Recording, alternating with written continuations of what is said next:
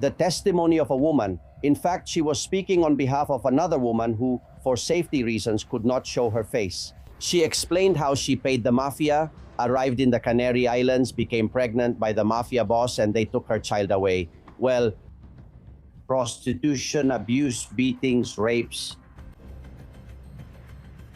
Who makes that happen? Who causes the pull factor? Who is welcoming them with open arms so that any irregular, illegal immigrant can come to this country and be regularized? That person has a first and last name, right? You know them well.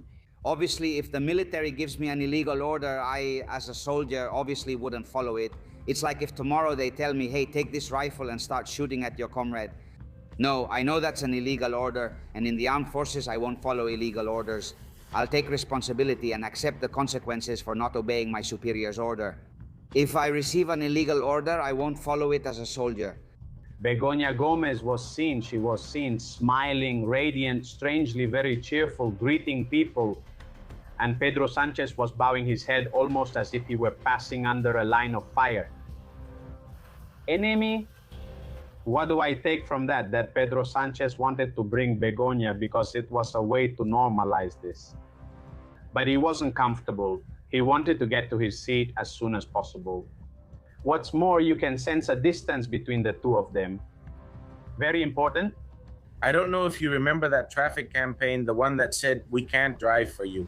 Well, what they're basically saying is, we want to vote for you. Once they're on the voter rolls, they'll vote. So why the concern about managing the regularization of irregular immigrants who are in prison as soon as possible? Because you can't go out to vote from prison. So they're going to know who requests to vote by mail, who doesn't, and they'll be able to fake those mail-in votes. It's clear that in the most recent elections that have taken place, the Socialist Party has suffered a widespread collapse. Except in the mail-in vote, where in many cases they've even surpassed the People's Party in its natural strongholds, where the People's Party was already winning. What's going on there?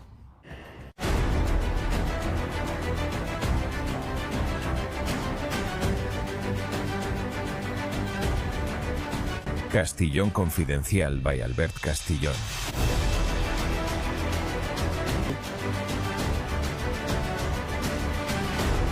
Welcome, Confidenciales Strength and Honor, and thank you for being there and for being part of this trench of freedom. Get ready, there are many guests, a lot to talk about, and some exclusives in today's show. But first, I think it's necessary to stop and talk about what happened yesterday in Gran Canaria. The Pope arrives in Gran Canaria, Sánchez is in the front row, and everyone is talking about the poor immigrant who arrives in Spain, about the mafias that exploit them. The testimony of a woman, in fact, she was speaking on behalf of another who, for safety reasons, couldn't show her face, explaining how she paid the mafia, arrived in the Canary Islands, got pregnant by the mafia boss, and they took her child away. Well, prostitution, abuse, beatings, violence. Who makes that happen? Who creates the pull factor? Who is welcoming them with open arms so that any irregular, illegal immigrant can come to this country and be granted legal status? That person has a first and last name, right? You know them well. There is no country in Europe, not one, that creates this pull factor except Spain. And it's precisely the country closest to the places those immigrants are coming from.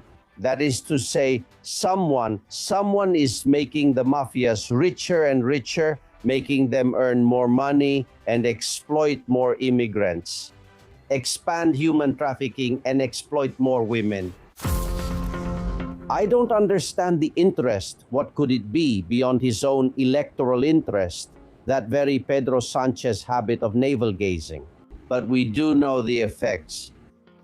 Not long ago, Ruben Pulido was here and he told us about the business of human trafficking.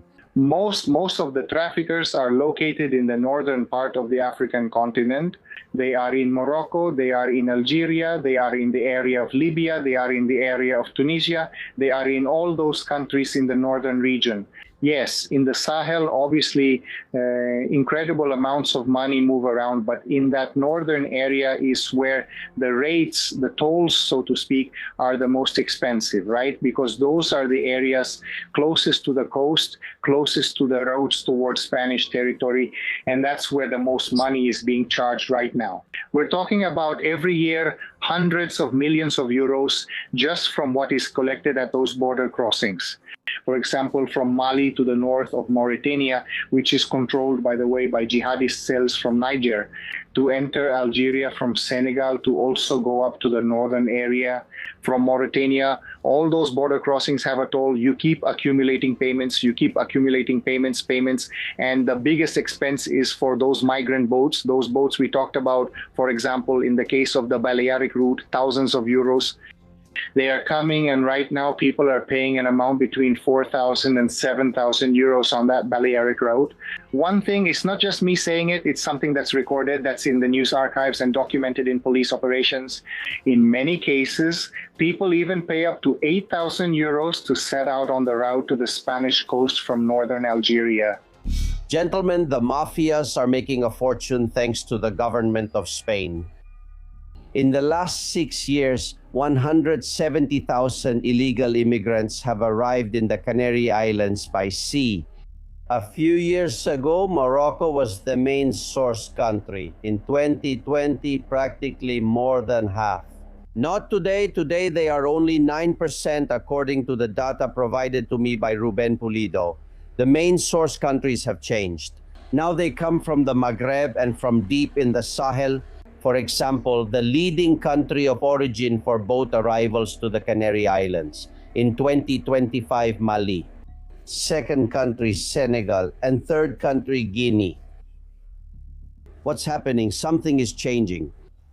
The boat mafia prefers to bring them from places where they pay more, pay better, and pay in advance.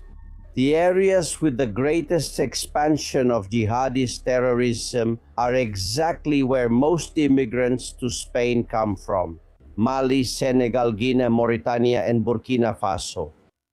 Do you think they come with a passport, with a criminal record, that their fingerprints are taken, that their countries of origin cooperate so we know who they're sending us? No. None of that is done. Ruben himself talks about the risk we're taking by accepting anything. Illegal immigration routes are a vector for terrorist infiltration, and there are police operations that also prove it, no matter how much we try to avoid looking in that direction. Attacks are happening in Spain, and they're happening more and more frequently. A few years ago, we mourned one in Torre Pacheco. It was around 2020 or 2021, a fatal vehicle attack that at first was also attributed to a psychotic episode. And then the National Court ended up opening proceedings for a jihadist attack because there were manuals, because there was a prior ritual. We have mourned what happened in Montefrio. We have mourned what happened in Pluga. We have mourned what happened in Vallecas. Now we have to mourn another recent one where everything revolves around the same scenario, a religious motive. It's a jihadist attack. The attacks keep happening, jihadist attacks, but they are disguised as psychotic episodes to avoid causing public alarm. And that's how the problem gets covered up. And for purely economic or electoral interests, they stay the course, as if we were the open arms ship, right? Collaborating with the mafias. Meanwhile, the reception centers in the Canary Islands have been overwhelmed for years. More than 5,000 minors under guardianship just in 2025. The occupancy of those centers is at 160%, so almost double the capacity they should have. And the Atlantic route continues to leave bodies in the Atlantic because of that pull factor.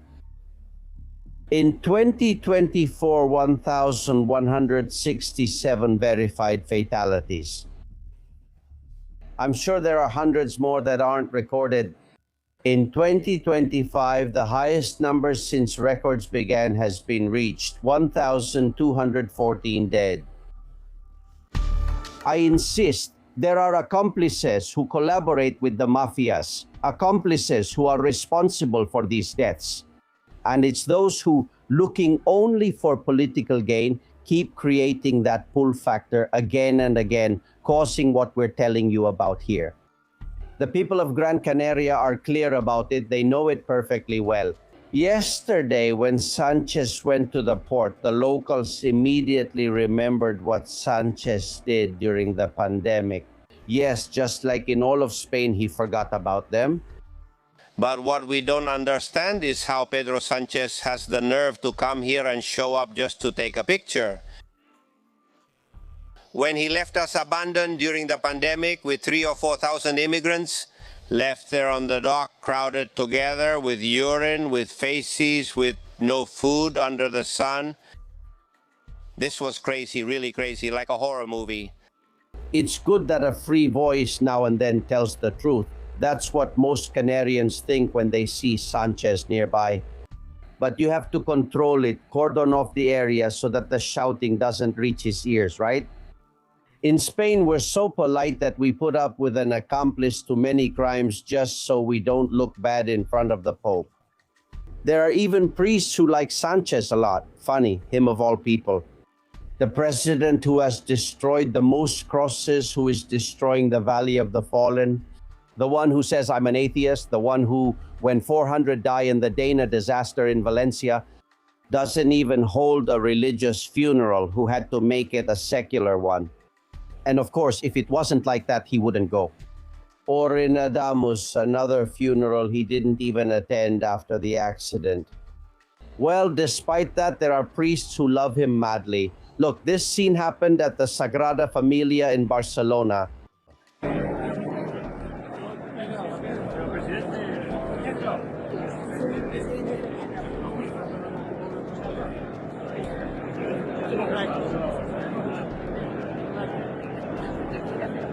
Friends, maybe we have what we deserve, but not for 8 years and not most Spaniards. It's about time for things to change, but for things to change in politics, in the way of doing things, in corruption and in crimes, first the social mentality has to change. Politicians are here to serve us, not to bring us problems like Sánchez does with immigration, but to bring us solutions. And like all European countries do, and most countries in the world, including the Vatican, illegal immigrants can't enter a country without a work permit, without at least some form of regularization. Is this so strange? What we're saying, is it so hard to understand? Collaborating with mafias, with human trafficking, with deaths in the Atlantic is what this government we now have in Spain is doing. That's not the solution. It's complicit. Welcome, we investigate. Castillón Confidencial, by Albert Castillón.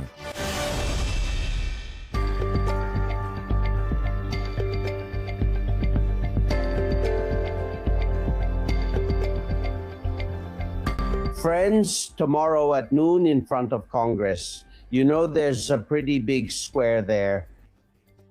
Well, that will be the place for Spanish Army soldiers to gather, and everyone who wants to join, police officers, civil guard officers, you too.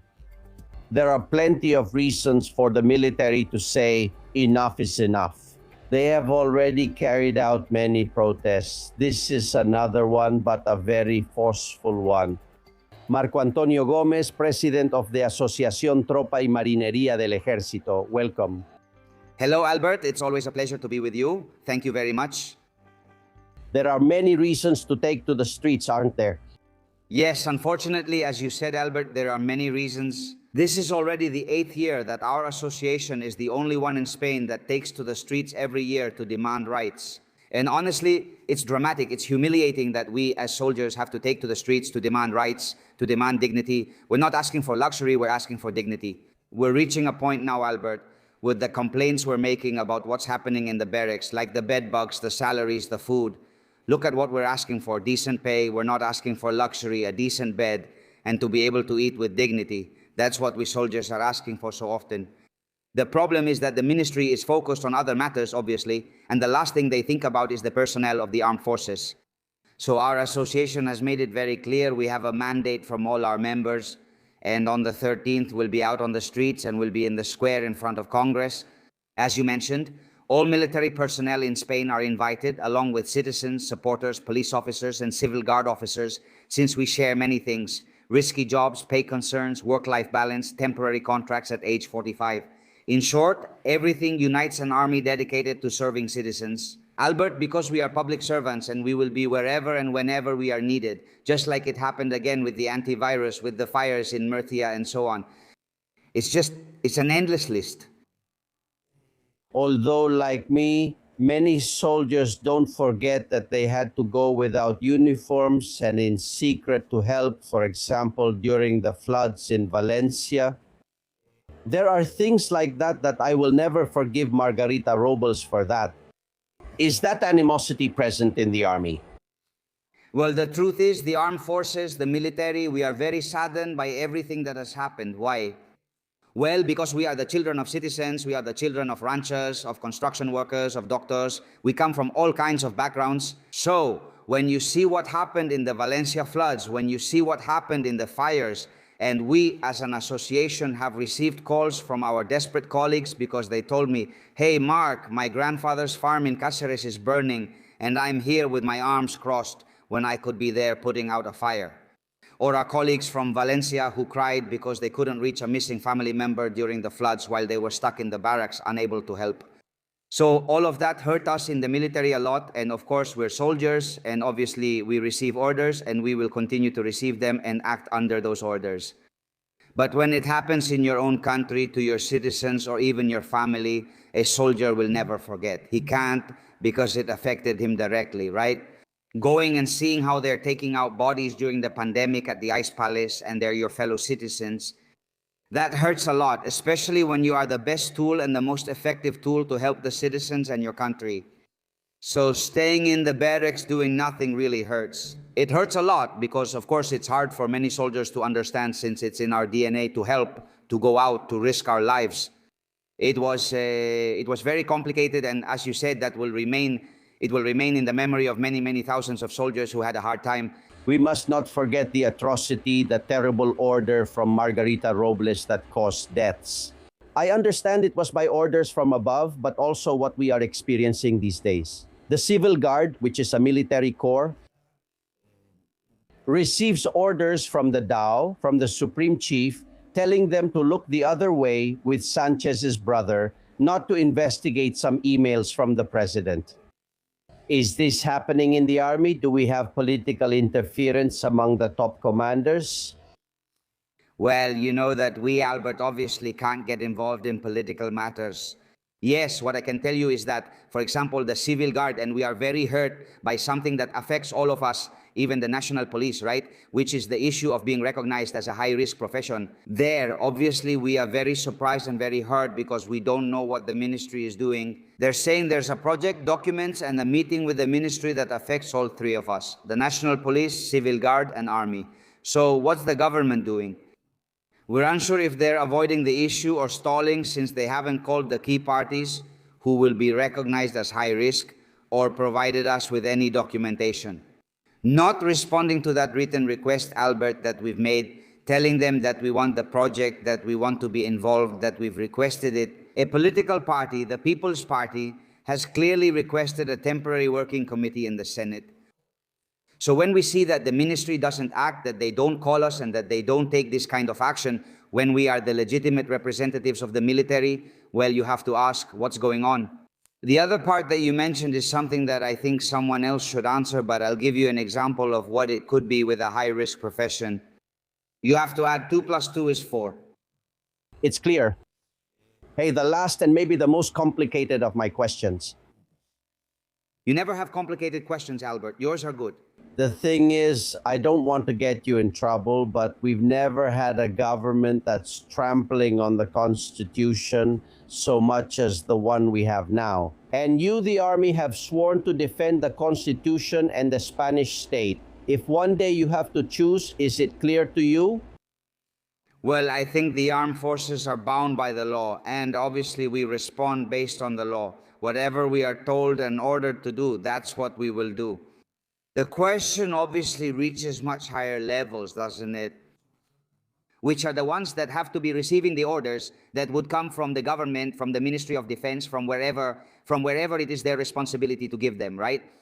As military personnel, we know we must follow orders from our superiors. Ultimately, it's up to them. Because I can already tell you that a soldier or sailor doesn't have that kind of thought in mind, right? It's about obeying the orders we receive. So it's a complicated, difficult question we as an association. But Marco Antonio, I think you understand me perfectly. I mean, if you are given an illegal order, are you going to follow it anyway or not? Man, no, look, the military, obviously, if I am given an order that is illegal, obviously as a soldier, I would not follow it. It's as if tomorrow they told me, hey, take this rifle and start shooting at your comrade. No, I know that's an illegal order. And in fact, within the armed forces, I will not follow illegal orders. I will take responsibility and accept the consequences for not following a superior's direct order. However, as a soldier, I won't follow an order I know is illegal.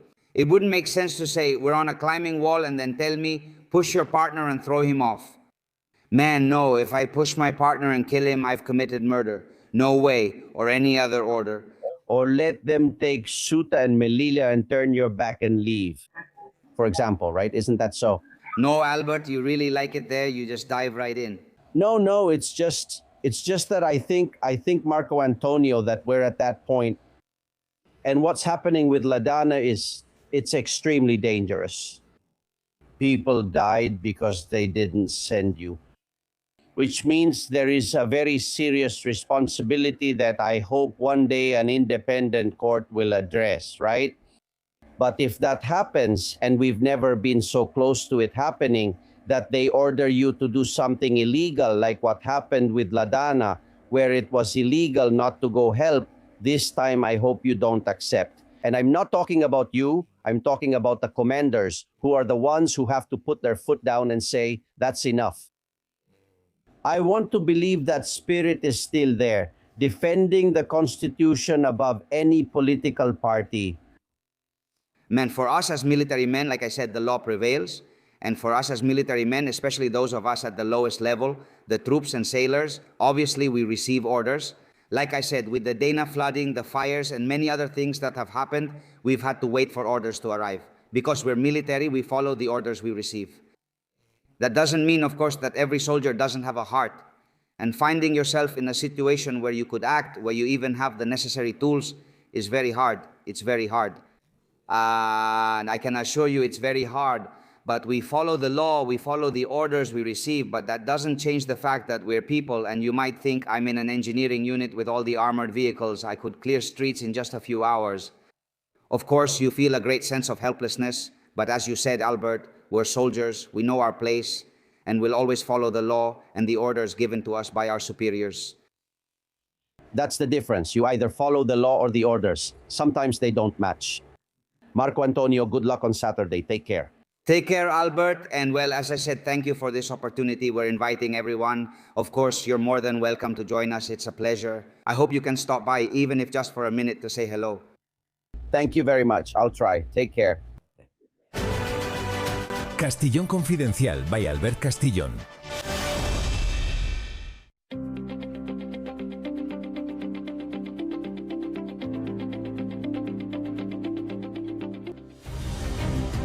Gentlemen, yesterday we put out a breaking news alert that reached our newsroom stating that Gustavo Petro had been suspended from the presidency of Colombia.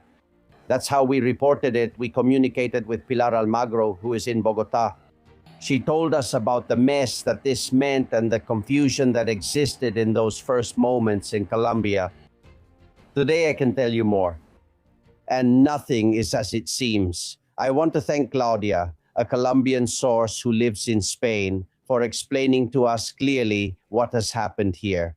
Look, the woman from that commission who said that Petro was no longer president provisionally until the second round was over.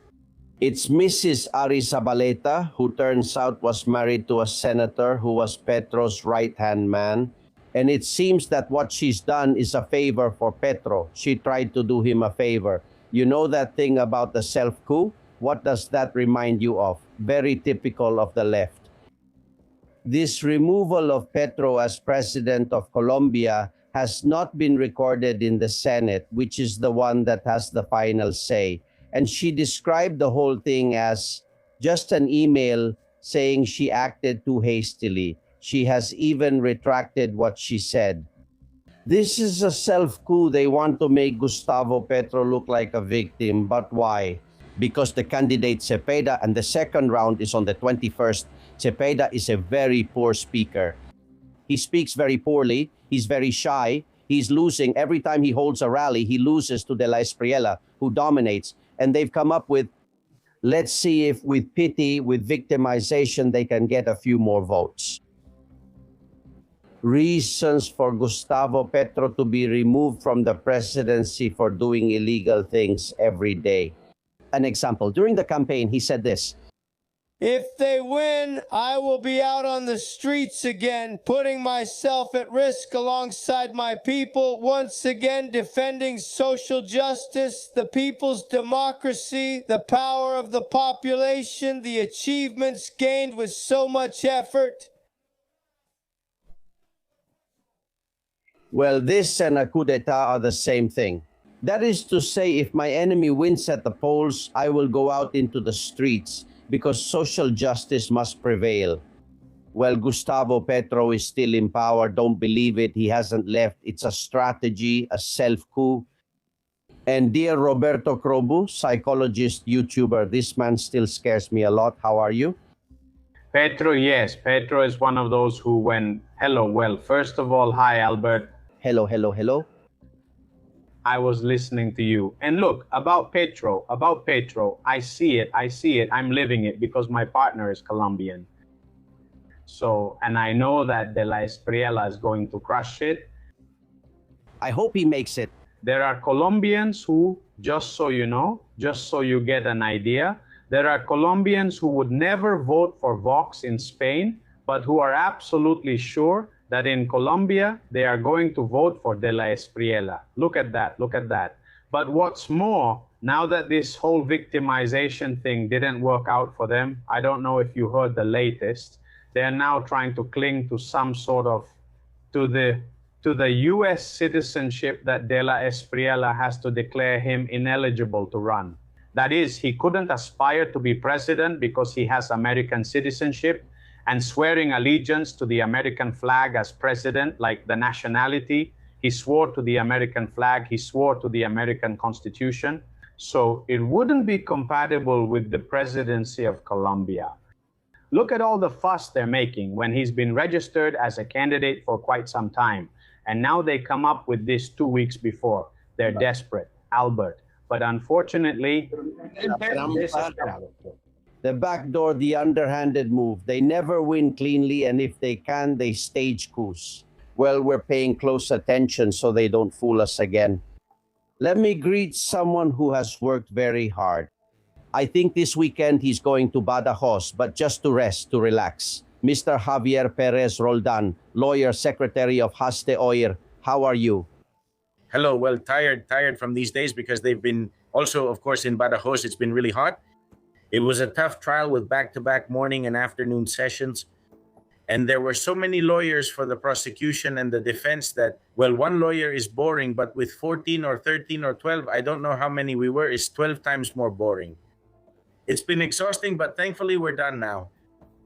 We must congratulate the private prosecutors, all of them, especially you, for the good defense of the rule of law. Because there were days when it seemed like what was obvious was slipping away from us, and in the end, the trial finished. And I think it's clear now, right? I think so. It's clear now. I always repeated the same thing. A trial is still a chess game, and you have to anticipate. You have to know the move you want to make. And well, they might take your pawns, but you know they're opening gaps. And in fact, there were two very noticeable gaps there, which were two emails where it was clear that the positions of David Sánchez and his friend Luis Carrero had already been assigned before they were even posted.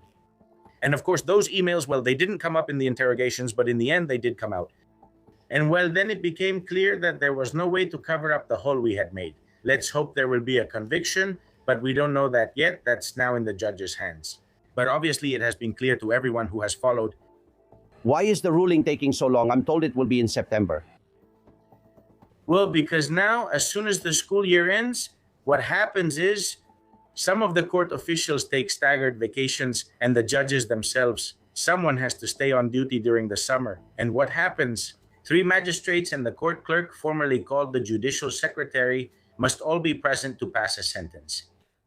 So during these dates, there will always be someone on vacation. So until everyone is present, and in September, they will all be there. Mind you, it could come out in July, but most likely it will be in September. Because of this, Based on what you know about the case, what do you think the verdict will be? Not the one you would like, but the one you think will come out.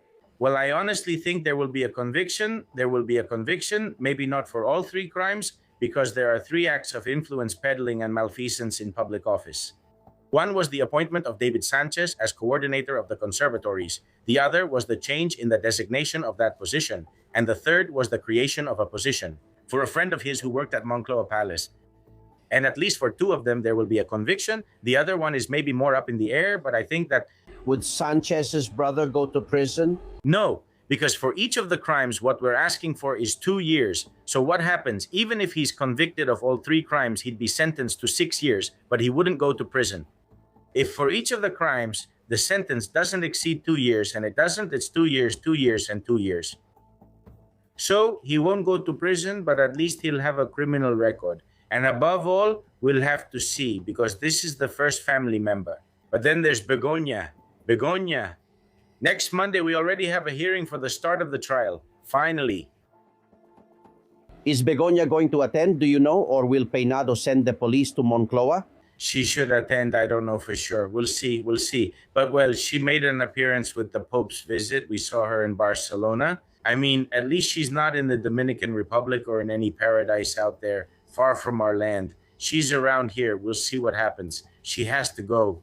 Let's see, Robert. You wanted to ask 1,000 questions here to our lawyer. Yes. Well, first of all, greetings to you, Javier, and thank you for the work you have done, not only professionally in court, but also in terms of media coverage. Those of us who create content are always following your updates, and it has been fabulous, and we really appreciate it, right? Because above all, the media gutter poisons everything, and it's very difficult to separate the wheat from the chaff, as they say, right? And then, yes, I have, let's see, in any case, the sentence, I have a question, which is whether the sentence implies disqualification. Because with all this, it hasn't been clear to me whether David Sánchez Pérez Castejón still holds that position or if it has been taken away from him. And if he will at least have to return some of the money, he doesn't go to jail, but the money, what's going to happen with all of this? The sentence would imply disqualification. Anyway, in practical terms, it doesn't affect the position. Why? Because he resigned. When the decision was made to move the case to trial, both he and his friend, the one who was an advisor at Moncloa, resigned from their positions. Why? Because they didn't feel comfortable. Of course, working to work, getting paid, being paid by the Badajoz Provincial Council, well, with all the mess that was going on in Badajoz, because honestly, everyone in Badajoz, we'd walk down the street to eat dinner because we had to be there, and everyone encouraged us, like, go get them. Everyone in Badajoz knows that they were 2 unbelievably shameless people. What they did was really like a farce. They were getting paid for a farce, nothing like opera or anything like that. So people wanted to see them convicted. And what happened? Well, they felt uncomfortable in that situation and resigned from their positions. And one of the things we are asking for is that they return the money they received during these years. Right, but is David Sánchez really as he seems, Javier? I mean, is he a bit slow? he's a bit slow. I always say the same thing. I say he's like Pedro Sánchez, but indeed, he's at least 10 minutes short of being fully cooked. Yes. He speaks more slowly. He talks exactly the same, moves exactly the same, but with more slowed down, like he's in slow motion. Well, and that's the reality. In fact, he didn't answer questions. Well, it's his right, like all defendants, not to answer questions from the prosecution.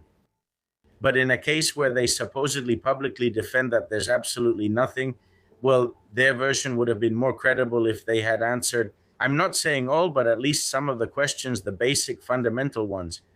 Yes. Well, gentlemen, that's what Javier Pérez Roldan was saying.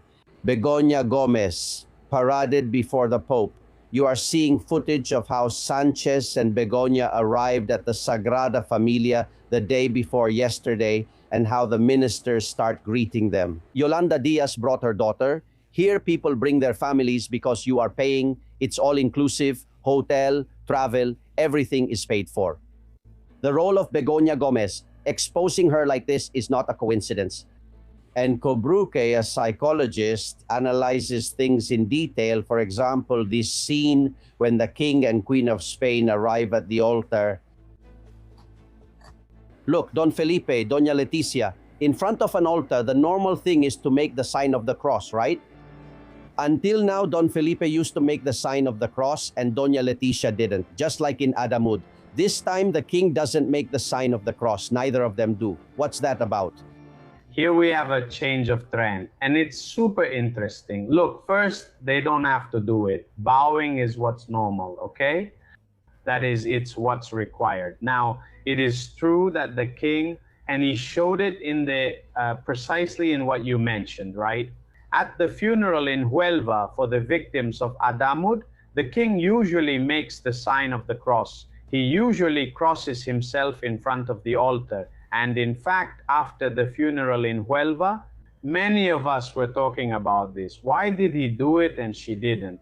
We know that she is not a believer, but it highlighted that there's an important difference between the two, right? And seeing them this time, the king gives up making the sign of the cross to conform to the queen's standards. When it should be the queen, well, the consort actually, who should conform to the king's standards because he is the king, right? Well, the truth is that it really made me think, you know, like a king who lowers his standard to be at the level of a commoner. But what's more, there's another thing. He introduced an artificial gesture. I would almost say it's more like Agenda 2030, which is a gesture that doesn't fit any protocol. And it's in front of the altar, putting his hand on his chest like it's the national anthem of the United States, right? You can see it in the images. Instead of making the sign of the cross, it looks like he is about to make the sign of the cross, and yet his hand goes to his chest, as if that gesture were a compensatory gesture for something he failed to do. Let's see. Honestly, Javier is a practicing Catholic. I know that for a fact. Have you seen him make this gesture while listening to a hymn? Is it mandatory or not for a Catholic? I always do it, but maybe I shouldn't. It's not mandatory in Catholicism to make the sign of the cross when you're in front of the altar. What are you supposed to do? Exactly. In fact, the logical thing is to make the sign of the cross, and if not, well, then just a sign of respect if you're not Catholic, by bowing your head. But of course, making a sign of respect and not making the sign of the cross is a way of acknowledging that you're not Catholic. So it's a bit of a contradiction with his previous actions, because before he did do it, what happened? Is this a reverse conversion? Has he deconverted? Was he never Catholic and just pretending and has decided not to pretend anymore? Of course, that's how it should be interpreted. It should be interpreted differently. The Pope is coming. Well, it's true that the Pope can visit a country where, well, the main politicians may not be Catholic. They will visit him as a public figure, as a head of state. But here it seems there was something more, and the entire socialist government with all their families there too. Just like Julian, when they boast about the persecution of Catholicism, because they do boast about it, we all know what they're doing with the Valley Cross, what they're doing with education, what they're doing in every field. Honestly, they want to create a madhouse of a country because you never know how to judge them or how to act. It's constant insecurity. Listen to Sylvia. It's confidential, and she's talking about divine justice. I'm watching the Mass at the Sagrada Familia on TV in my city, and it's divine justice. Seeing Pedro Sánchez, his wife Trolaños Oscar-Gutan. Well, seeing all of them there bowing before the Pope, swallowing their pride, it's divine justice. Of course, they've boasted about their atheism, and what's more, why does Begoña Gomez have to be brought to that event? And I ask you, Robert, why was she walking a meter behind her husband? The royals were walking arm in arm when they went through the basilica. another very important detail. Very good, Albert. I see you've been paying attention and you've picked up on so many things. Some shows, I'm paying attention to what you say. Indeed, we've seen Pedro Sánchez that the foot Begoña Gomez put forward usually lined up with Pedro Sánchez's back foot. Pedro Sánchez. And Pedro Sánchez throughout the whole walk, by the way, a walk, an entrance, Pedro Sánchez is just like the kings, who is the head of state. And I don't know about protocol, but it seems to me like Pedro Sánchez is elevating himself to the status of head of state, having the same conditions, right? So they came in from the side, just like the king did later. They came in before the king, and you could see the difference in the way they walked. You might say, well, no, it's just that Pedro Sánchez has the stride. He has longer legs than Begoña Gomez. Maybe he could even be more nervous, but it's the first time. Look, Sánchez has longer legs. Begoña has stickier fingers, no doubt about it. It's funny because they usually say that lies make your legs shorter like Pinocchio's, but that doesn't work here. But what's interesting is that, look, what I can point out is that this isn't the first time this has happened. We've seen it more than once. But Pedro Sánchez had his jaw clenched, looking down, looking up, trying not to make eye contact with anyone. No one applauded them, but the king and queen were applauded, and they were making eye contact with everyone and smiling. Begoña Gomez could clearly be seen smiling, radiant. Strangely, all smiles waving, and Pedro Sánchez bowing his head almost as if he were passing under enemy fire. What do I take from that? That Pedro Sánchez wanted to bring Begoña because it was a way to normalize this, but he wasn't comfortable. He wanted to get to his seat as soon as possible. But moreover, you can sense a significant distance between the two of them. In the end, I interpret this as an act of arrogance on the part of Pedro Sánchez, having Begoña Gomez by his side, but not really having her walking with him, but not having her next to him. Each one seemed to be walking on their own. They were two completely different walks, even though they were close to each other. And the conclusion I draw here is that it wouldn't cost Pedro Sánchez anything to offer her his arm, to show empathy and deference toward his wife, to offer her his arm, like the king did so she could walk with him at the same pace. And he didn't do it. And it's proof, once again, Albert, it's proof of this man's lack of empathy, who doesn't even have the ability to put himself in that situation. In 4 days, he'll say he doesn't know who she is. Let's see, we're about to have the trial on Monday. Do you think it was, I'm asking the lawyer, a gesture, a maneuver to normalize things, to give him a hand ahead of what's going to happen next Monday, lawyer? It wouldn't surprise me. In Madrid, we call this cockiness.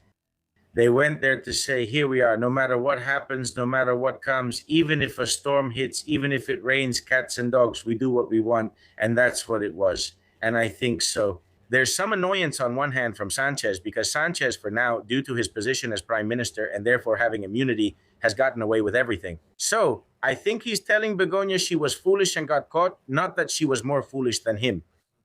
What happens is that he can't be investigated because prior approval is needed. The parliament has to agree to it. They have to approve the request. Because we already know that in Lere, everything that's coming out, messages where PS appears, Pedro Sánchez, we already know that sooner or later, everything, all roads will lead to him. But that's where the UCO has to stop. That's where the judges have to stop, right when they get to his doorstep, but not Begoña's, even though it's the same house. They can go after Begoña and try her. And so it's a kind of punishment as I see it. I mean, here we are, but still, I punish you and you go a little bit behind me. That's what I think, you know? I don't know. Roberto understands that better than I do. But look, Xavi, he's a trusted source. He tells me, guess why Sánchez is mad at the Pope? He says because they say he's the successor of Peter.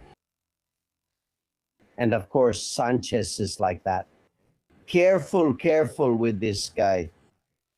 Well, there's more. I have 1,000 stories to tell you, and one of them really gets on my nerves. As a journalist, Ler Diez had 61 journalists on her payroll.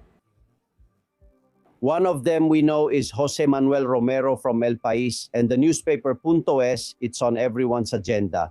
We're talking about 61 journalists who received directives, favors, talking points, who whitewashed information, who spread propaganda. I think if the three of us start making the list, we'll come up with 120 right now. But let's say it's very easy to know who it is. But look, I'll give you a hint. The newspaper Público just gave an award to Álvaro García Ortiz, the Attorney General, who had to resign for corruption. Listen to him. Well, it's important. First, because it's unexpected, and then because understanding that an Attorney General is named Person of the Year is something, well, quite paradoxical. So I understand that it's all the circumstances surrounding everything that has happened with me. Exactly what Person of the Year, Público, which belongs to Rores from the close friend. Well, let's see, Robert, you and I can make the list in 5 minutes, right? Right? We have the collapse for the World Cup of corruption. Our profession is in a bad state, and I ask you, lawyer, could you also make that list with prosecutors and judges? I think so. I think we could all get it right. In fact, months ago, when the Lere case started in a distribution court, precisely because of a complaint from a steward, I always said the same thing, that if that case went all the way, the people who were going to be exposed, among other things, are journalists. Why? Because Lere's campaign was indeed to discredit certain judges, certain prosecutors, the UCO. On one hand, pressuring them legally if lawsuits or complaints could be organized against them, and on the other hand, through the media. In other words, there had to be journalists on the payroll. That's obvious. The shamelessness is complete. For example, they're asked about awarding a prosecutor. No, he's a former prosecutor. And the person awarded isn't a public figure, but a criminal, someone convicted as of today. He should be Convict of the Year, not Person of the Year. He's still seen as a prosecutor, but they're not awarding him because he's no longer serving. He acts as a prosecutor, but isn't the Attorney General anymore. These are the contradictions of our system. Exactly. Well, and you know that... Sorry. With all due respect, Albert and Javier, forgive me. And with the speech of a minister who directly attacked the second chamber of the Supreme Court, saying that there are judges who issue knowingly unjust rulings. I understood that he was referring to his friend Baltasar Garzon as someone who issues knowingly unjust rulings, but then he said that about the Supreme Court. No, it's obvious where he was going with that. More stories that I don't understand. I'm a bit fed up as a Catalan that every time there's a public event, a few idiots show up and try to boycott it. Because of the independence thing, it makes me feel terribly embarrassed. I thought this was something from the Puyol era, but I see it's not. They're still at it. It happened again with the choirs that sang for the Pope. I'll tell you the story in case you haven't seen it around because it's amazing. Suddenly they realized that among the sheet music of the 600 singers, both adults and children, who made up the choirs in the Sagrada Familia, there was this thing you're seeing. A sheet of music that says, well, at a certain moment, there's an estelada that we can bring out and show our national claim and sing El Segadors. What's more, there's an independence flag properly folded so that no one notices, hidden in the sheet music. The National Police notice and take everyone, the entire choir, out to Mallorca Street, which is right next to the Sagrada Familia, to search them. It's very sad to do this. This is the video where, as you can see, they're being searched amid a lot of anger, with people upset because no one understood what was happening. Some got angry with their companions who wanted to protest, and others simply didn't know what was going on. In the end, they searched and removed all the independence flags they could, and they let them go back to the Sagrada Familia to sing. The funny thing is that someone shouted, huh? Someone shouted, long live independence, and sang whatever they wanted, but luckily it wasn't very noticeable. Look, it reminds me of the Barcelona Olympic Games. When it happened, I was just part of the crowd at the Olympic Games. During the dress rehearsals, I was just one of the crowd. Then at the opening ceremony, they didn't even invite me, as it should be, right? As an independent journalist, they didn't want me around. At those Olympic Games, I'm sure that Perez Roldan remembers that there were a lot of banners that said Freedom Catalonia, I mean freedom for Catalonia. Also, thousands of whistles were handed out among the audience so that when the king spoke, they would whistle, blow the whistle in protest. It was an event that was absolutely monitored, controlled, and very secure. Who brought that material into the Montjuic Olympic Stadium? President Pujol in the trunk of his car? And who paid for it? The son of President Pujol, Jordi Pujol Ferrusola, who is now facing 29 years in prison. There is an image where you can see the king, then Prince Felipe, as the flag bearer for the Spanish team. Please take a look at it. The queen greeting her son. And what's worse, Pujol applauding the Spanish delegation. I mean, the same Pujol who hid the banners and whistles in the trunk of his car, then acts like he's more Spanish than anyone else. I guess you knew this, Javier, but it hasn't changed. 30, 40 years have passed and we're still stuck with the same nonsense. What's wrong with us? They keep playing both sides, so to speak. Why? To negotiate, to get as much as possible. And the sad thing, unfortunately, is that, honestly, even though Catalan culture is great and the Catalan language, since they've politicized everything and used it as a tool, all they do is feed. Some Spaniards are increasingly annoyed by or hate something they shouldn't hate because it's every bit as Spanish, part of the Spanish identity. We Spaniards are very different. Andalusians, Extremadurans, Madrileñans, and Catalans all experience Spain in unique ways, but each is still a way of feeling Spain. And with this constant manipulation of independence, using the Catalan language as a political tool, using Catalan identity symbols as a political tool, the only thing they're doing is breaking apart not only Spain, but within Spain itself, because Catalonia is Spain. They're breaking apart Catalonia itself. They are creating divisions among Catalans, all just to feed their own egos, trying to find something that keeps them in power. And something that is more and more, I don't know how to say it, fewer and fewer people follow them because people are increasingly ignoring these strategies, these things, but they're still there. Well, there are people who have come to feel animosity toward the language because of things like getting fined if you don't put up signs, if you don't speak it, the exams, the tests. Robert, you came from Italy. If you'd gone to Catalonia, you would have had to know Catalan to practice there. Yes, but anyway, I feel this it also hits very close to home for me, not with Catalonia, but with the Valencian community, which later followed more or less that model, though not as extreme.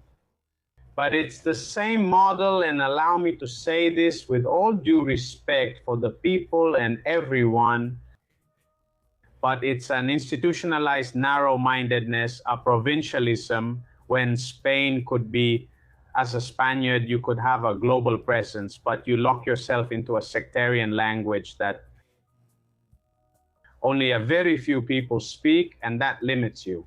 They think they're different. It's a matter of ego. It's a matter of pride. But you should also consider the reach it gives you. Being part of a culture that is much broader than yours, okay, you don't want to share anything with that culture. But it's true that, and I see it because, look, I live in Murcia, but just a few kilometers away is the province of Alicante. Yes. And people from Murcia who maybe want to study for a civil service exam for Orihuela or Elche, which are very close. I mean, you can go there and come back by car. Well, they have a major obstacle, a significant barrier, because in the Valencian community, well, the civil service exams, you need to know Valencian, right? Yes, yes. And the people from Alicante, from Orihuela, and from Elche, nobody speaks Valencian. That's the issue. Tremendous. Look, in Catalonia, they're worried about these old, narrow-minded, outdated demands, while they still haven't caught the murderer, at least as of now. Maybe by the time we air the show, they will have, God willing. But 2 people murdered in 24 hours. And one just a kilometer from where the Pope was, while the Pope was on Balmes Street in Barcelona. We're showing the face of the shooter again, this one. Today we're showing it from another angle. If you have any information, don't call us. Call the Civil Guard or the Mozos de Escuadra, whoever you can to help us. I have a question for you, lawyer from the United Kingdom, Edu. If Judge Pedras charges the Socialist Party with criminal organization and the Socialist Party ends up being convicted, could it be possible that the current government would be considered illegal? Would it be illegal? Of course, the problem would remain unresolved, but that's not going to happen. It's not going to happen because Judge Pedras, who is the investigating judge, first has to finish the investigation, then there has to be a trial. So because of timing, no. Now we can imagine the following scene, the following situation, that a trial takes place and a political party that is in government is convicted. That would be a collapse, but the government might not fall. Even though members are elected by parties, each seat is individually held. So, for instance, if the Socialist Party were banned, members keep their seats. Suppose, for example, the Socialist Party is convicted and outlawed. Precisely because it has to pay civil liabilities, it disappears. However, the deputies would still keep their seats. And besides, as I said, it's a situation that can't happen because of the procedural timelines themselves. Now, the thing is, the Socialist Party is being investigated and it's going to end up being charged. Yes, there is talk of fabricated invoices. It's done on purpose to deceive the judge, to cover all the gaps. Yes, but Albert Rivera, in an interview this morning, said even if Sánchez is charged, Sánchez won't call elections. And I think that's what he's going to do, you know? He doesn't care. And the company he keeps, like, with all due respect, many ex-criminals, ex-terrorists, the last thing they care about is a bit of corruption here or there as long as they stay in power, right? I don't see him stepping down just because a court ruling calls him corrupt, right? I don't see it. I think he's going to drag this out as long as possible. And maybe this hatred the Pope was talking about is because he wants the position. Maybe by becoming Pope, he could get some international protection. But unless the UN gives him some position that grants him immunity or some institution, though I don't know which institution would trust him, he's not leaving. Well, he's paid off almost all of them, you know? Robert, UN Women, the World Health Organization. I mean, he's flooded the UN with public money, so it's likely that one of them will give him something. He has invested in the UN, and within the UN in different organizations, the UN itself, the World Health Organization, the FAO. We recently saw him in Rome with the FAO issue. He is trying to make the leap, but I think his most immediate goal is the electoral fraud of 2027, which he is preparing, which he has everything going for him, because here we are all talking about what it could mean to add 2.5 million voters to the electoral roll, which doesn't. What's more, we have to explain this very clearly, Albert. The government doesn't need those people to actually vote, but for them to be voters, for there to be a voter roll, because maybe the Socialist Party can directly take charge, as has happened here in Spain in past elections, of gathering the votes at a single address. Hey, look, you get naturalized, then put down the address of the Socialist Party so your voting cards will arrive there and we'll let you know. And then, hey, we're going to cast your vote for you. Does that sound good to you? Yes, but is it legal? And I know you're taking it to court at Haste Oír. Sánchez is granting the right to vote through the grandchildren law to people who left Spain in 1898, and there are many from 1905. That is, this has nothing to do with exile or the democratic memory law. Counselor, can it be done if it's so illegal? It can be done because, unfortunately, the legislation regarding mail-in voting, we all know how insecure it is. And that's the point. That's what he's after. What he's looking for, as Roberto rightly points out, is to create a voter registry. And I don't know if you remember that traffic campaign, "We can't drive for you." Well, what they're basically saying is, we want to vote for you. Once they have the voter roll, they'll vote. Why this concern about managing the regularization of immigrants and undocumented people who are on trial as soon as possible? Because you can't go out to vote from prison. So they're going to have a record of who requests a mail-in ballot, who doesn't, and be able to fake that mail-in vote. It's clear that in the most recent elections that have been held, the Socialist Party has suffered a widespread collapse. except in the mail-in vote, where in many cases it has even surpassed the People's Party in its usual strongholds, where the People's Party was winning. What's going on there? Well, the thing is, we all know now, since Lair the Fixer is such a hot topic, that Lair was in charge of the Postal Service, and now WhatsApp messages and communications from Lair when she worked at the Postal Service are starting to appear. We'll see what comes out of that and if there's any manipulation in the mail-in vote. So, is it legal? It's not legal. Now, going after them is very difficult because you need the commitment, which isn't there, from the People's Party and Vox. Vox, back in the day, in the first elections, I remember, in Andalusia, Judge Serrano was running, he challenged the votes, he requested a proper recount, and indeed it was found that the real vote didn't match the vote that was later made public. But after that, they didn't continue down that path. It's also very costly. It means having people at every polling station, keeping the records, then appealing through administrative litigation. Requesting that the envelopes be opened in public, that the corresponding judge opens them. It's a lot of hassle, but it has to be done because otherwise, there's no guarantee that the vote truly reflects what people want the outcome to be. Let's see if they finally get their act together. Vox has started doing it, and we've pushed the People's Party here 1,000 times to do the same. It seems like they're still out of touch. About the government, Jose Angel Guerrero Meneses and Victoria, I've suspected for a while now that they don't know what to do with the evidence they have against the Socialist Party because they see that the investigation is going to end up going down the drain. Miguel Llamas, second, and also a deputy from the Civil Guard. Why doesn't he resign? This is the Deputy Operational Director of the Civil Guard, and he's also the Director of the Sewers, because they also work with them for being corrupt, for obstructing judicial investigations. What is Mercedes Gonzalez, the Civil Guard's political director appointed by the Socialist Party, waiting for to resign as well? I think CP will definitely not set foot in jail. Neither will Pedro Sanchez's brother. He'll be convicted, but for less than 2 years. Therefore, he won't go to jail. Just like Mr. X, Mr. Felipe keeps going around giving moral lessons. He was never even called to testify. Just like Ms. Rajoy, he's there at his property registry office calmly, or just like Puyol. Well, I vote that everyone who votes for the Socialist Party should become self-employed. They're going to be scared out of their wits.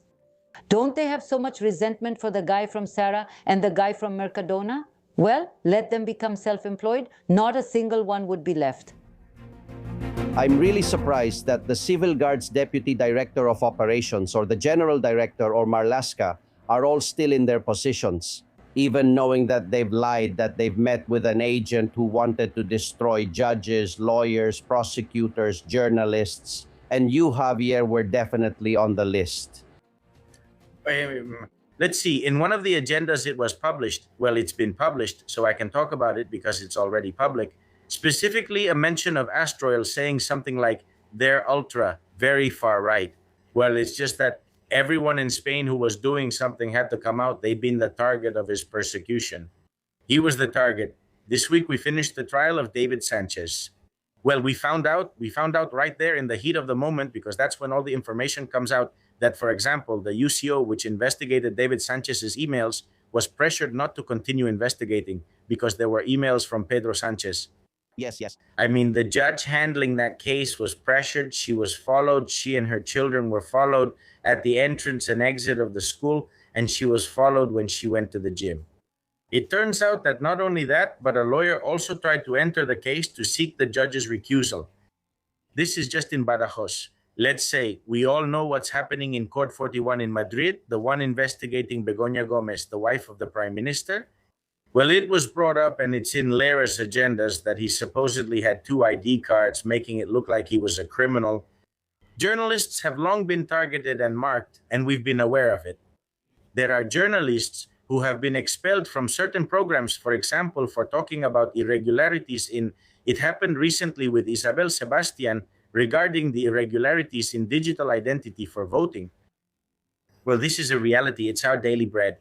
And when the full list of journalists supported by the government comes out, who have been given shows, who have received $1 million salaries, who have received extra pay, who have received real privileged information to position them professionally, but also with the obligation to spread fake news. And then they're the ones who have those so-called neutral spaces. Well, all of them, they'll be there. And the reality is that in Spain, political corruption, pressure, and the dirty tricks and the political sewer have spread throughout the professions and are being used against every honest professional. How hard it is to work in this country. By the way, Robert, we already know the exact value of Zapatero's jewels with the expert the judge said should investigate. It's no longer speculation. And they are valued at 1,300,000 euros. Without justification, without a customs certificate stating whether taxes were paid, without knowing where he got them from. Here we have the theory that they come from Dubai, that they are gifts from people in Dubai, and I'll give you a hint about something we'll expand on soon. They tell me that Delcy Rodriguez owns several jewelry stores in Dubai. It all starts to make sense, doesn't it? They've lied to us saying 30, 40, 50,000. It's a very important symbol psychologically. And you're a psychologist, people are going to remember that. The ruby and diamond necklace, right? Yes, but not only will people remember that, but that's also what's most likely going to put Zapatero in jail, much more likely than the Plus Ultra thing. Look, here we're talking about a tax crime for which the king is accused of having evaded around 60-something million that he received in a Swiss account. King Juan Carlos I, the emeritus king. The king had to abdicate. He had to abdicate to avoid going to jail, leave the country, and file a declaration afterward, okay? File a declaration, a tax regularization to avoid going to jail. But the thing is, Zapatero can't abdicate like the king.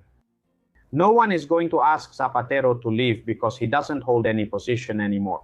But what's worse is that even after being caught, Zapatero hasn't done what the emeritus king did, which was a declaration, I repeat, a declaration through which he regularized his situation. And he paid, I think he paid around almost 5 million euros for that money. So, of course, the only thing left for Zapatero is to go to jail. Let's not forget that the tax authorities were seeking, I think, 30 years in prison for Imanol Arias and Ana Duarte on fraud charges or something like that. Well, but the tax authorities are like the state attorney's office and like the attorney general, right, Javier? It's very favorable to the ruling party and to the people who put them in office. That's the issue. For example, in the case of David Sánchez, well, we all know that he was supposedly living in the VIS and nobody checked. He was living in another country, getting a salary from the provincial council, a salary from Spain, with the obligation to work for the provincial council, and nobody noticed. Begoña Gomez, well, we've also learned as a result of the latest reports that she was receiving money from a piece of software she didn't own, and nobody investigated anything. It seems the tax authorities treat us unequally, and members of the Socialist Party get protection to commit any kind of irregularity, and what's clear is that the state attorney's office should get involved here in the ongoing proceedings to say, be careful, there are jewels here valued at 1,300,000 euros that haven't paid any kind of taxes. We don't know where they were bought, where they were sold, when they were brought in, or under what legal category. Because if it's as a gift, they would have to pay gift taxes if it's done here, given its value. Of course, if I give my nephew a 60-euro watch for his first communion, well, that's understood not to be a donation, but those amounts, or were they payment for services? What was it classified as? Well, we haven't heard that the tax authorities have started investigating anything. Zapatero. We've read in the press that he intends to invalidate the evidence that came from the United States through Rojas's phone, the former head of Plus Ultra, who is currently wanted by the authorities. In other words, it seems like he has things under control here, or at least he thinks he does. Let's invalidate the United States, which is what he doesn't control. Almost no one believes that we could see him in prison, which Javier speaks very poorly of the justice system in this country. It speaks very poorly of the justice system. Well, it's not just that it speaks poorly anyway. We shouldn't lose hope because there's always a first time. So far, there hasn't been any former president. Well, it's also true that Sánchez is governing, and until now, no one had governed as prime minister with fewer votes. No one. No one was kicked out of the Socialist Party and managed to come back. Sanchez did it. Why couldn't Zapatero be the first former president and Sanchez the second? Because Sanchez will eventually leave power, but as long as he remains, judging him will be very difficult. But when he has to leave power or we force him out, he's going to have to be held accountable because all these matters being pursued against Abalos, against Coldo, against, well, the Attorney General, it's clear the prosecutor wasn't acting alone. Someone was behind him, and that person was Sanchez. Of course, it's clear. By the way, Tell me, Robert, before we wrap up. I have a jeweler who told me that if they put it up for sale for $1,300,000, he'll take out a mortgage and buy it. So that means it's worth more. That it's worth much more according to this jeweler. Well, we'll leave it at that. I'm not leaving without asking Javier Perez Roldan if he has taken part in any of the Pope's events, if he had time and what he thought of the Pope's visit. My family participated. I didn't because I was in Badajoz. The sad thing is that for the one time the Pope comes, the last Pope who came, who was Benedict XV, I remember that I was there. My family did participate. And honestly, the part in Madrid was very well organized. Then Barcelona was a bit of a different story. Well, the organization was good, but there was more politicization, let's put it that way, although the Pope did very well. And above all, he was very clear in the messages he delivered in the parliament. I can understand that there are people who aren't Catholic, that there are people with other principles, but they also have to accept that it's possible to defend what a significant part of Spaniards stand for. So the fact that the Pope has said that life must be protected at every stage, that is from fertilization to natural death, from the very conception of life to natural death, well, I think that's a reality that needs to be heard. And also it's good that we've heard that we need to help those who come by all means, but that borders can also be protected, that there is also a right to protect borders. Well, that's something that hasn't been heard so loudly and so clearly in a long time. And those messages, aside from the religious message, which is the main one, let's see, the Pope is the vicar of Christ, and what we seek is eternal salvation. But I'm speaking for those who don't believe.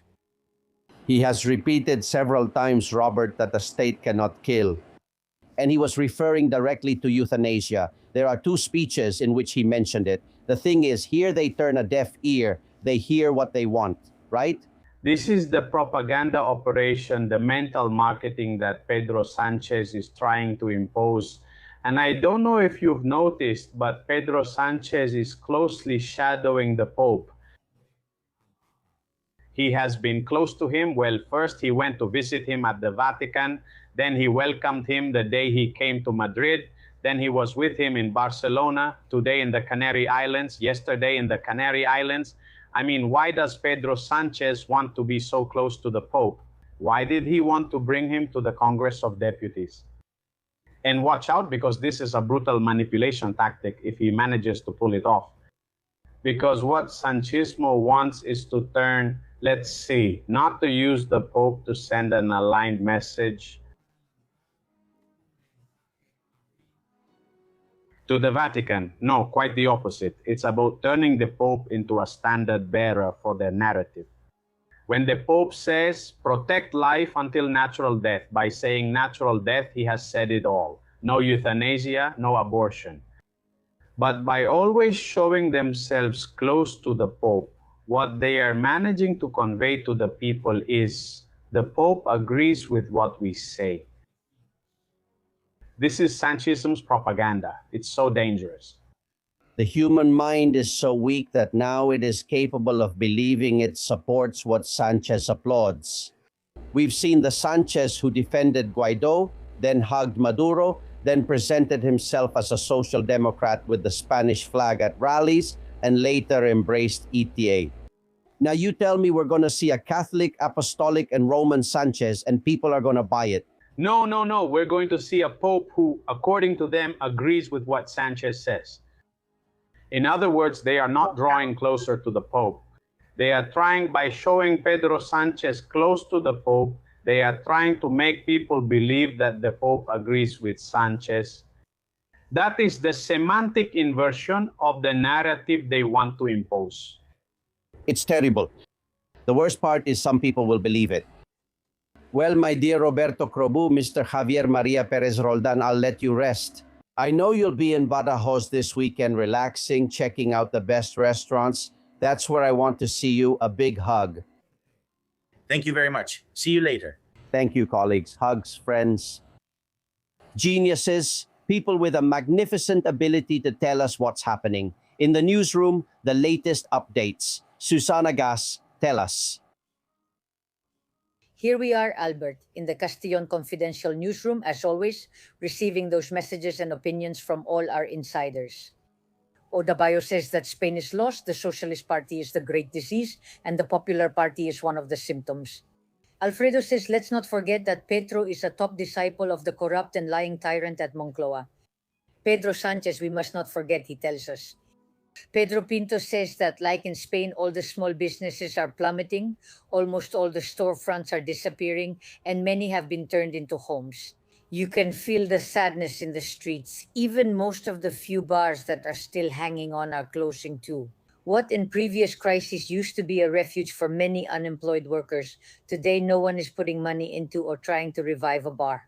Vanessa also says this criticism is aimed at everyone who has made an effort. She says it's an effort to pass a police exam. It's aimed at them, and then the effort to move up the ranks only to finally suffer humiliation because of DAOs. Having senior DAOs obviously appointed by the politicians in power must be frustrating. No, it's a contradiction. These top officials also swear an oath to the Spanish Constitution. The top ranks of the police should be based on merit, on career achievements, on leadership, not on political favoritism, because that way they turn them into servants of politicians instead of being servants and protectors of the Spanish citizens. On the other hand, Antonio says that the chamber is a marketplace of spokespersons who put on a wonderful show so that all the citizens believe they are working, but they neither say nor do anything for the people. Everything is for themselves. And they also talk to us about Barragan's success, because common sense, political sense, and a sense of humor are shining. They tell us Josefa Barragan for president. And the last one also says, Maria, infinite thanks for keeping us well informed, but also for being with Barragan, which was wonderful. A hug to the whole team. We'll leave it here because it's always important to have a bit of common sense and that political humor every now and then. You have to follow us on all social media. We are sharing all the information about Albert Castillon on all our channels. And we also have that digital newspaper, which is absolutely free, where you can see all the work we do every day. Thank you so much, Albert. Thank you very much. And in a minute, Paco Alvarez, Heroes, and we also have a guest who, if you are in Madrid in a few days, invites you to a fair, invitations only for confidential viewers. I'm letting you know that the entrance costs more than 300 euros and you can go for free in a minute. Castillon Confidencial by Albert Castillon.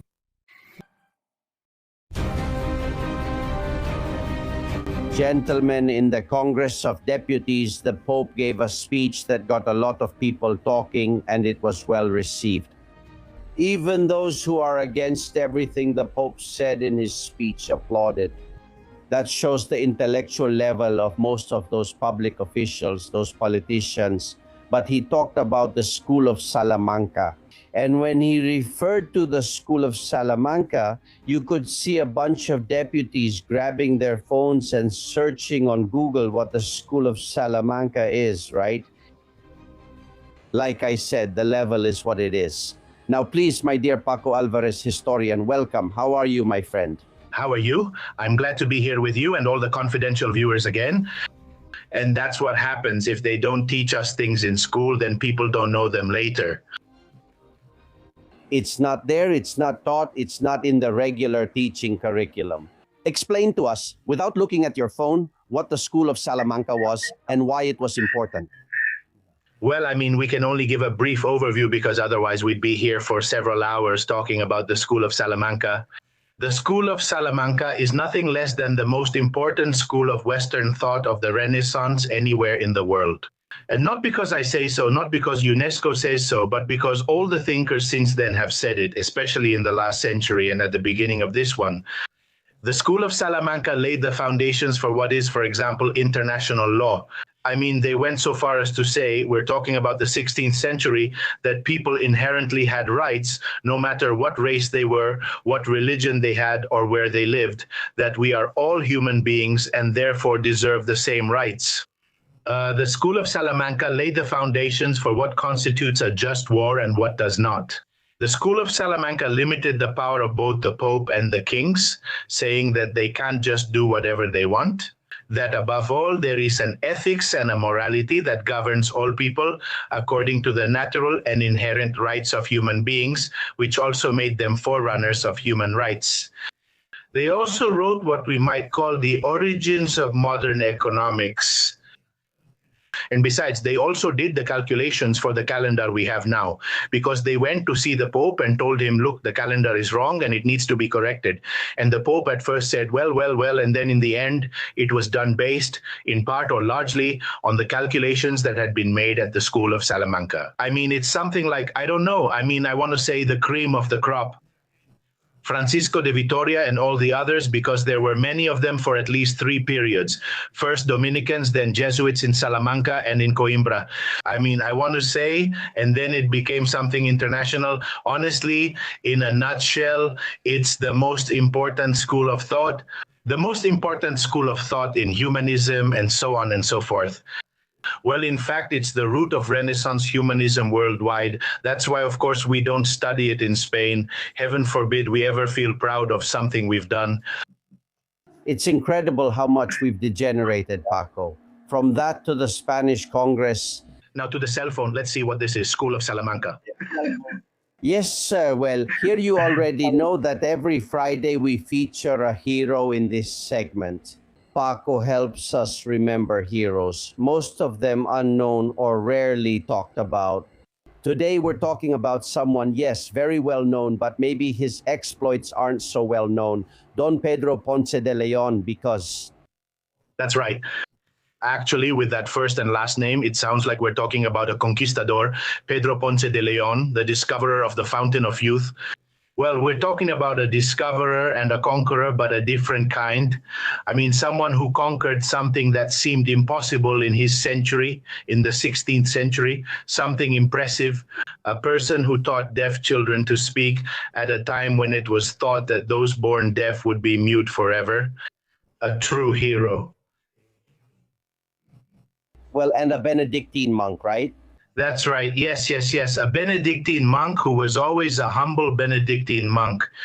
Look, he was born in Sahagun in 1508, and from a young age, at 18, he joined the Benedictine order, where he stayed until he went to heaven in 1584. First, he studied at the Great Abbey in the little Cluny of Sahagun in Leon, and then he was assigned to Oña in Burgos, where he spent practically his whole life and almost his entire career. But he never held any position. He was always just an ordinary monk. But what he did was greater than what the greatest abbot could have done. What he did was indeed to teach. He was determined to do something people thought was impossible, even if it meant contradicting Aristotle. Because Aristotle had said, I have it here in my notes, that those born deaf are unable to speak and to understand abstract and moral ideas. Aristotle said this, and naturally, who would dare contradict him? Well, just an ordinary monk. It's just that, well, we have some incredible heroes in Spain. This man proved that not all deaf people were mute and that, of course, they could communicate just like you and me, right?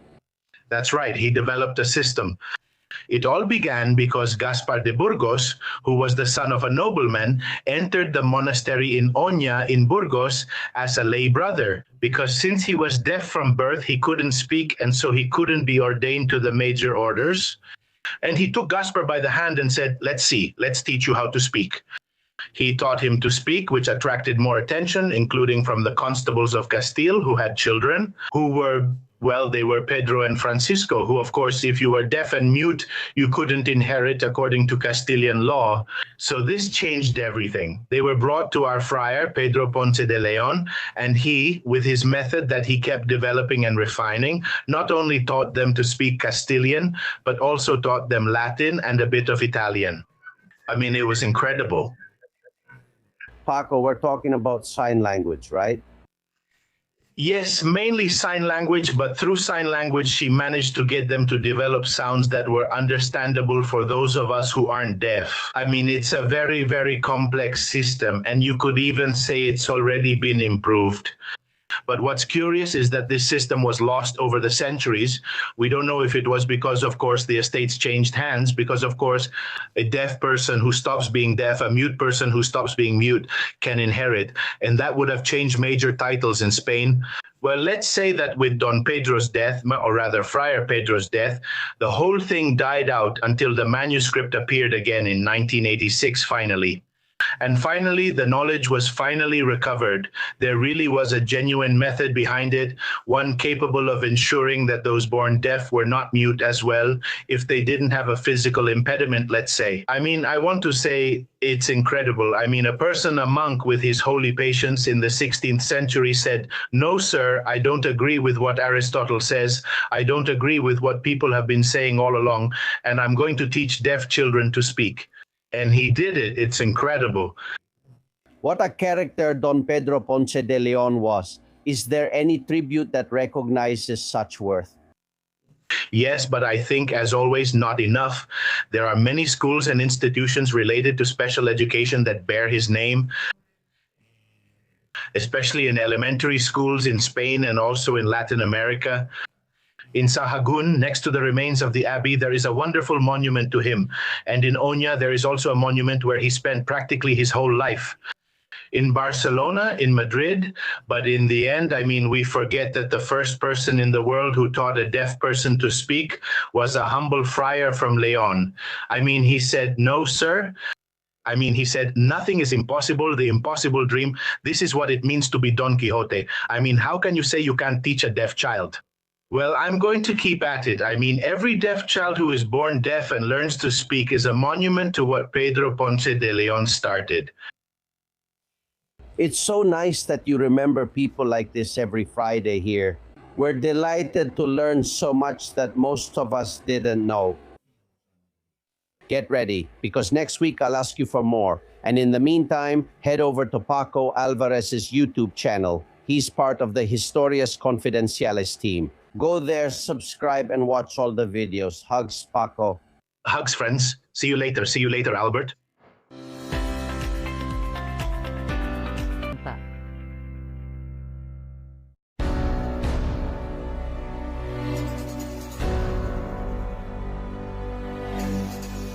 Friends, you know that here we like people who not only talk but act, who don't just theorize but put into practice what they think. And people like that will always have a place on this platform. There is a friend named Chipri Quintas. Look, he's the person with the fewest titles I've ever met in my life, and yet everyone knows him. He mingles with everyone, and he goes in and out of any place he wants. He has more influence than many ministers. He wrote the book on networking, which is wonderful. It was a bestseller, and he's been a friend for many years. He's one of those people who fill you with passion every time you talk to him, who help make dreams come true.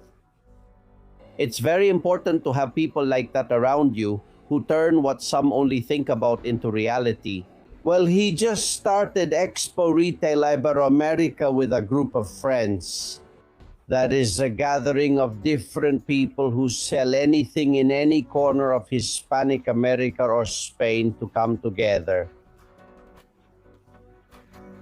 Cipri told me, we, Hispanic America, are the third largest economy in the world, and everyone goes their own way, and there's nothing that unites them. Well, until today. Expo Retail will be held on June 17th and 18th at IFEMA, in Pavilion number 5 of IFEMA, which is huge. And there they all are, the best brands from all over Hispanic America and Spain. Well, dear Cipri, how are you? How's it going, my friend? Well, here I am, worn out from all the success and sick of all the winning, as you can imagine. Delighted to talk to you, dear friend. You know, I really appreciate you, and I've been very fond of you for many years. You are a great journalist. You're an unfiltered journalist, which is how people should be. People without a filter make mistakes and get things right, but they speak from the heart and don't have rehearsed speeches. They say what they feel, what they see, and they're able to apologize when they're wrong and get little applause when they're right. We're very similar in that way. Hey, explain to me what Expo Retail is and how you came up with the idea to organize something so big that brings together Hispanic America and Spain. Well, it brings us together because we've always been united. What we do is remind everyone of that. With this fair, we remind all Hispanics that we're united by a culture. And also, when I talk about Ibero-Americans, because the Portuguese and Brazilians are the same, just with a different accent, that is, we're united by a culture, a way of understanding life, a way of relating to each other, a way of shopping, a way of enjoying life out in public, a way of hugging, a way of getting ahead in life. So this was a meal with a friend of mine named Laureano Turienzo, who is one of the great leaders in retail worldwide. But in the Spanish-speaking world, he's possibly among the top 2 or 3 most influential with the most followers. On LinkedIn, he's one of the major leaders worldwide. Well, he told me that he had always dreamed that we, who are the 3rd largest economy in the world, would be more united. And that he's going to New York, where there's a global retail fair, which is one of the most like FITUR here in Spain, but over there it brings together thousands and thousands of people. There's also one in Paris about European retail, but no Hispanic one. And he always wanted to organize a Spanish version. I said, let's do it, let's start. I took him with me to lunch at my restaurant Sil and took him by the hand. To see another friend, Antonio Ayala, who has an amazing marketing and advertising company, very big, a real agency with 5,000 square meters and 250 employees. They do everything. And I explained it to him and he said, well, wait, let me call another friend named Jaume, who is the #1 in trade shows in Barcelona, to see what he thinks. So without realizing it, we set up a WhatsApp group. And before we knew it, here we are 1 week away from this trade show, from this setup. And without realizing it, we've ended up putting together something really big. And I say without realizing it, and I bring it up because in life we are what we do and we are all capable of doing things. We just have to get to it. That's the point, moving from theory to action and doing something positive. I'm sure that 20 years from now, someone will remember that the first edition was held in 2026 and that there was a guy named Chipri Quintas there. There are awards for the best CEO, best customer service, best business concept, best company, and best company to work for. I really like those awards. And Argentina as the guest country. Is this open to the general public or only? Look, this is open to professionals, but we're also getting, for example, 2 weeks ago, the big ones, well, they were already invited and we had a lot of attendees from the big private universities, right? Because the universities and business schools, Madrid has a lot of them, asked us to collaborate and invite their students, right? And their professors. And recently, 2 or 3 weeks ago, we realized they also called us that the public universities hadn't been given the chance to take part. And we've invited all the public universities. As a side note, I think retail is open to everyone, to anyone who wants to grow and wants to learn how to buy and how to sell, because in the end, all businesses are about that. You have a product and you have to sell it. We are a product. We have to sell ourselves one way or another. I want to say from here that we are going to do it. I've already discussed it with my partners this morning. I'm going to send you a link and to this whole tribe of loyal people, not followers, a tribe, because tribes are more than just following or not following. What do you have? I'm going to send you my link, my personal link, so you'll be able to register for this fair. The full pass to all the conferences costs 370 euros, and I'm going to send it to you so that everyone who asks you to come to the fair can enter. That answers your question. The fair is open to all. The fair is open to anyone who wants to grow, to anyone who has a small shop, a small business, but wants to open up to the world, and to anyone who has a large company and wants to become even more well-known. I believe that we are all merchants, we are all sellers, we are all buyers. In the end, it is open to anyone who has that curiosity. What a beautiful gesture that our insiders, as I call them, can go to the fair if they are in Madrid or if they want to take a plane and come here. I have seen that. They come from all over South America. People come from all over South America. In fact, the Hotel Association has also called us to thank us because anything that promotes tourism is very good. I also want to say, Albert, that this is a fair that has not received a single subsidy, that there is no ministry, no regional government, no city council. There is no one behind it. We are entrepreneurs who make our own way, who get together and organize ourselves. We would have loved it, yes. But you also have to knock on so many doors. You have to fill out so many forms that we haven't had time, because otherwise you just spend all your time on that, right? And no, it was set up by a group of entrepreneurs who saw an opportunity to grow and to bring our cultures closer together, and that's how it was done. The freedom that comes from what you just said makes up for it. Being able to do and say whatever you want. Here, we don't accept public money, and we've been doing this for 4 years. And that's our guarantee to keep moving forward. You're welcome. With everything that's going on, before you know it, people start doing things really well, because there are a lot of people who do it with care and naturally. Because public money, the word says it, is public. It belongs to everyone. But it seems like they're the three wise men, and they're doing you the honor of giving you something that you probably deserve. Yes, sir. Well, gentlemen, we have to go to this fair.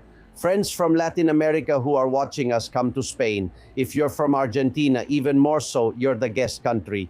June 17th and 18th in Madrid, Expo Retail, Cipri Quintas. Anyone who's interested and is a follower of the program, write to us through any method, email, phone, WhatsApp, and I'll send you the link that Cipri sends me in a few minutes. I'll send it to you right now. That ticket costs 370 euros, and there's going to be a limit. I've left 50 invitations, and if you run out of invitations, if you run out, ask me for more. But for now, I've left 50. Please, if you're interested, don't hesitate to ask Albert for it. He'll have it. You can come with someone, you can come with your companies, and what it's about sharing, about coming with that excitement with which you follow the confidants, this group that's already very, very, very, very, very large group of friends who are with you. Dear Cipri, don't change. Keep making your dreams come true. You've been doing it your whole life. All my life. In the end, a friend of mine, also named Albert, who's the president of Oracle, Albert Triola, taught me a phrase that goes, I want to reach the grave skidding. I'm going to reach the grave skidding, maybe even flipped over, but I'm going to reach the grave skidding. In life, we are what we do, and it's in our hands, just like it's in yours if you've done it, to have the freedom to build, to do, and to make things happen. It's not about the size of what you do, it's about using your freedom and starting to build, because we are the result of what we create, of our hugs and of our I love yous. That's why I want to tell you, I love you, my friend. I've loved you for many years, and I'm in love with the way you understand life. And I thank you for being a free soul and for giving me the opportunity to share your greatest treasure, which is all these people, all these friends who are by your side and who you are always so proud of. Man, they are my home, my family. Spain is much better with people like Cipri Quintas, my friends. Hugs. A heartfelt hug. Hugs, my friend. Well, friends, get ready because Fabian is going to go over Marlaska's mumbling. You remember, right? Let's see. Sorry. Sorry. Fabian says it makes sense. I even thought he was going to start singing. Pepe. Don't you remember that? I mean, it's probably from around your time, right? Honestly, Jesus, just watching it makes you laugh no matter how serious the situation is. And I swear the song just popped into my mind. Great, awesome song. Well, Miguel, listen to what our friend Miguel from Merida has to say. It's true, huh? Look, there's a curious phenomenon happening that caught me a bit off guard. I have a 16-year-old daughter, okay? And it turns out they're listening again to Los Chichos, Los Chunguitos, and, well, all those people. And, well, I was surprised. And talking with friends, the same thing is happening to them. I mean, there's a retro culture of going back again to good lyrics and good music. That's right, my friends, songs like this one. How wonderful. Well, where did Estopa come from? From here. And so many other groups. I'm glad about this magnificent revival. Well, artificial intelligence, just imagine the Pope Mobile and Lobato. Of course, this is what happens. Hello, Antonio Lobato. Do you want to know how much your phone is worth? No, thanks. Do you want to sell it? I don't want to sell it. Sell it at compromostopapamobile.es. No, damn it. Sell it, sell it, sell it. Leave me alone, damn it. Sell it on compromostopapamobile.es. No, damn it. No, the Pope would never say those swear words. Forgive him. Well, it's Enrique who sent me this madness. And speaking of madness, Jose Carlos and Concha sent me the cover of a magazine that doesn't exist called El Ocaso, and they say, Lola Flores's earring appears. Do you remember? The one she lost on a show by Jose Maria Inigo. It was among Zapatero's jewels. You know, Zapatero, I always take it with me. It's mine. Thank you, Jordi Valor, for your donation. Thank you, Maria Giochenta. And good morning, family, he says, and gives a small donation. She's wonderful. Thank you, Jesus, for your donation, expanding the trench. And to Aina, thank you very much. And thank you very much, Maria de la Concepcion Pio. Without you, we couldn't get the machine running every day. Well, and the last meme that Gabi sent me, it shows Begoña Gomez dressed as a prisoner about to enter jail. And Sánchez says to her, ask for a double bed. I'll be there soon. Well, that's it. Let's see if things speed up. We've spent 8 years knowing what we know and waiting. Friends, get ready. I know it's Friday. If anything happens, we'll be here. I'm afraid that tomorrow we'll have to release a special, so stay tuned to social media to watch it and spread the word. A hug to everyone and thank you, Confidenciales. Desde la trinchera, las balas silban y no hay manera de salir allá afuera. Aquí la libertad tiene las alas de... Castillón Confidencial, by Albert Castillón. Todos confidenciales. Todos confidenciales. Pero solo para mentes abiertas. Y para gente despierta. Desde la trinchera, las balas silban y no hay manera de salir allá afuera. Aquí la libertad tiene las alas de cera. Albert Castillón, Susana Gash, Tucci Castillón y demás. Muchas gracias.